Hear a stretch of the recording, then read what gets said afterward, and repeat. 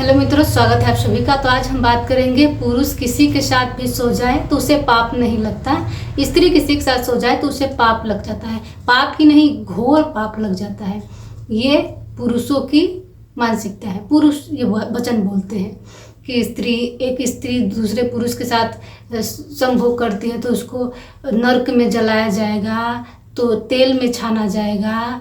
तरह तरह की चीज़ें, तरह तरह के कल्पनाएं करके बैठे हुए हैं कि ऐसे शास्त्रों में लिखा है, तो ऐसे इसमें लिखा है, फलाना ढिमकाना। किताबों की बात करते हैं कि नर्क में स्त्री के साथ ऐसा होगा, लेकिन वही पुरुष अपने पे ये चीज़ लागू नहीं करता है।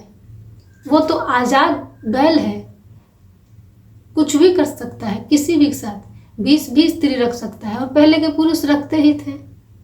20 औरत, 40 50 औरतें रखते थे, और उसी से उनके पावर का जाना जाता था कि उनके पास कितनी पावर है। स्त्रियों से पावर जाना जाता था। जो ज़्यादा स्त्रियां रखता था उसके पास ज़्यादा पावर है, ज़्यादा शक्तिशाली वो आदमी है। भला सोचिए, कितनी छोटी सोच है कि हम ज़्यादा स्त्री रखेंगे तो ज़्यादा पावरफुल मैं कहलाऊँगा। अगर वही स्त्री वही काम करे तो वो पाप की भागीदारी होगी, वो नरक में जाएगी। और वो बदचलन है तो दुनिया भर के नाम उसको दे दिए जाते हैं। पुरुष के लिए कोई शब्द नहीं है। तो कोई भी किसी के साथ सोए, पाप किसी को नहीं लगता। पाप जैसी चीज है ही नहीं, प्राकृतिक देन है।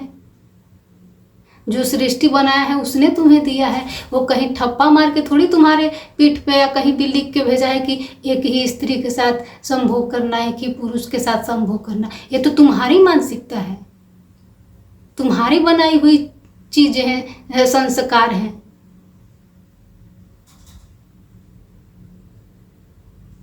और किसी ने नहीं बनाया है। यही तुम अन्य देश में पैदा होते, अमेरिका में पैदा होते तो ऐसी बातें नहीं करते।